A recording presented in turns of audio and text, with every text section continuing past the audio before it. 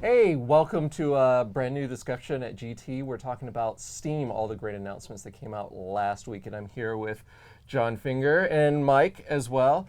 And we're talking about some of the things that to look forward to coming out of Steam. First of all, they talked about a new operating system for Steam in which they're looking to implement basically the Valve Steam on other systems, maybe even your TV, your toaster, whatever can take it.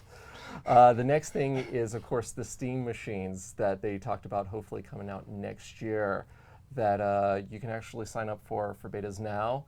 And then finally, they talked about the brand new controller. This is a controller without any sort of joysticks to use. You actually have like two pads, buttons around the whole side, as well as a touchpad. So the question is, what does it all mean? What does this announcement mean to you, John? Like, you were very excited when they started announcing all of this. What does this mean for you in Steam?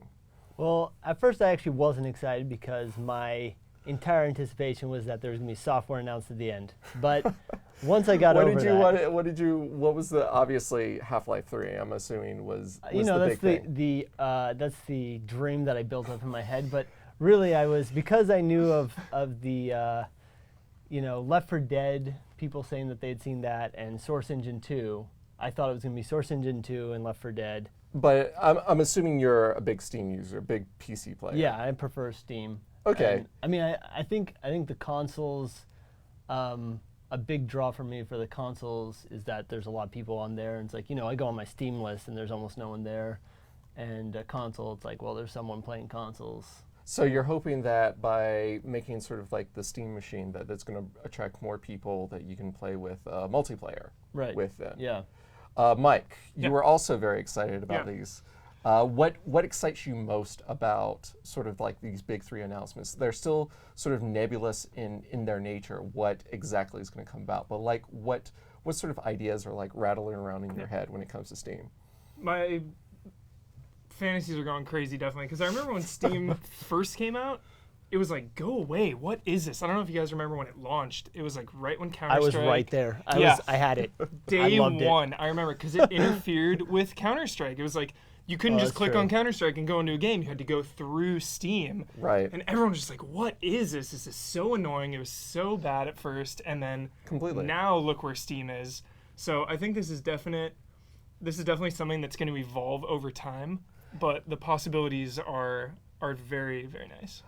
Here's my question. Now talking about Steam, obviously, as you pointed out, it was annoying at first. It was something people really had to sort of get used to. Has to be connected to the internet mostly all the time, all digital download. Like, this sounds like what Xbox One wanted to be from the get-go, and people just had fits. How is this going to be different than that? I think they set precedent with Steam in the fact that you can buy a game and it's just there on your account. You can go to any computer, load Steam, your game's there. Mm-hmm. Xbox and even PlayStation's like, you don't know if it's going to be there for the next console cycle. You don't know if they're going to charge you for when they upgrade whatever. You don't know what charges are going to be there. Steam is pretty much established that you just own whatever you buy on there. And not only that, but then they're going to give you great deals that come with packages that have other things that you don't even know you own. The family sharing, too, is so cool. Right, yeah. Can you actually talk about the family sharing real quick? Yeah. The beta is out now. They're doing, like, slow invitations. I think they just added, like, 2,000 more people. You let anyone on your friends list have complete access to your entire game library. So I can be at my house and be like, oh, my friend has Far Cry 3. I don't have that. Launch it up. You're playing his games. And that goes back to sort of like your take, where it's like bringing more people, more friends into your network. So you don't necessarily, everyone has to have the same taste in games, but it's like, hey, I'm playing this game.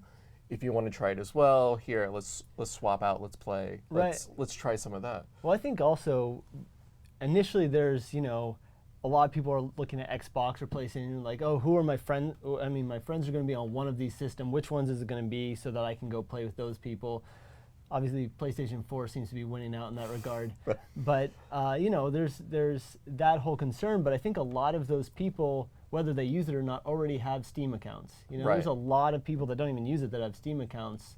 And if there's an opportunity for you to have a console and it's a free operating system, a lot of people could just hook up their TV to their computer, load it onto a second drive, and they would be able to be in there playing a console game in their living room. Well, that actually brings up a good question. Now that Steam does have the big picture mode where you can actually play your games on your television, how do you see this is going to be any different? Like the Steam machines bringing sort of that, obviously a little know-how, a little knowledge. If you had like 15 minutes and a couple of extra cords, you can get your Steam on your TV. Like, how is this going to be any different? For me, I'm just excited. I just get to load a piece of software, and I have 300 games launch day of that operating system. Right. That's a pretty good launch lineup, 300 games. That is a fantastic launch lineup. There's no other console that's hitting that mark. No, I would have to say, yeah. And I own some of them already. PS4 and Xbox One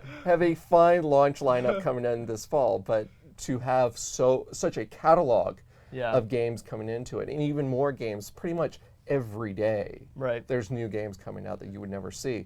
I mean, obviously, Mike, you said that you actually did want sort of like something that you can, that's more module, that's something that you can maybe get like a bigger hard drive, or get something that has a better graphics card to it. Like, what do you want? See, I say that, but at the same time, I already have a high-end PC. So it's like, are they even in the market, like high-end PC owners, even in the market for one of these machines? It's kind of like an overlap. Well, I mean, if you have a high-end PC, you just put the stream version of the Steam box in there, and you've got your high-end machine running to that box. So it's just like accessibility, like easy. Then you've got your sweet future controller. You're sitting in your living room playing on your high-end machine. That's gonna make your high-end machine, after a couple upgrades, will be, leaving Xbox and PlayStation 4 in the dust again. That'd be my biggest wish, is if it was just an easily upgradable PC almost. I mean, I think by definition, this is. Just quick and easy. Oh, like get this part, very affordable.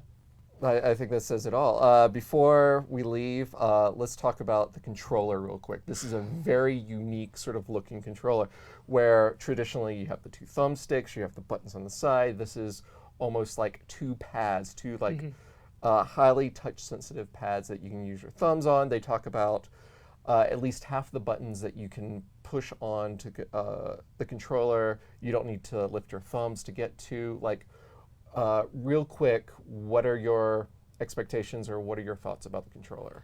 Well, I think for me, the biggest thing when I'm playing on a normal controller, I'm always wanting to be playing on a mouse and keyboard. And I do like having two, it's almost like having two mice, I do like that aspect of it, that it's not just hard buttons that you're hitting. But it always bugs me that I don't feel like I'm as accurate as pointing and clicking. The touch thing seems like it could feel like I'm being a lot more accurate with it. And I think that seems intriguing. And also, one of my worries is that I've played a lot of games on iPad where I'm like, okay, well, I can't keep track of where my thumbs are supposed to go. But it looks like they have a pretty good tactile, like read those circles that are on that one picture. I think that will make it so that you can actually have pretty good control and keep accurate and make it feel like you're having a mouse experience.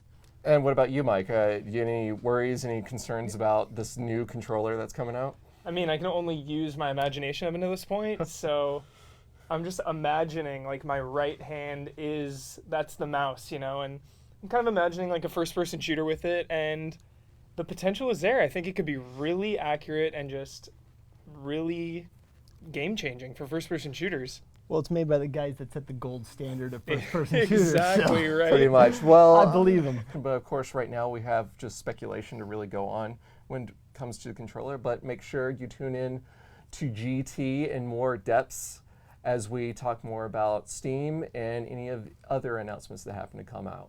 Thanks for watching. Thanks, guys. Thanks. Half-Life 3.